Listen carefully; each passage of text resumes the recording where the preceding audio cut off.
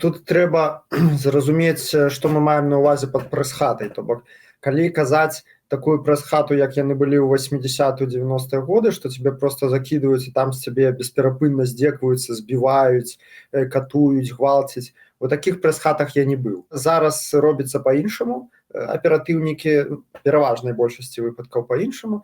Яны робяць так, што закидываюць, і там з табой пачынаецца маральная такая праца. То калі казаць пра валадарку, зноў жа маеце на ўвазе, што разам са штрафным ізалятарам я са сваіх 5 год прыблізна 3,5 сидзеў у адзіночных камерах. У меня былі такія камеры, дзе цябе закидываюць, і там відавочна над табой вядзецца маральная праца, то бок цябе усяляк скуюць, маральна ціснуць, ствараюць вельмі некамфортнае псіхалагічнае асяроддзе.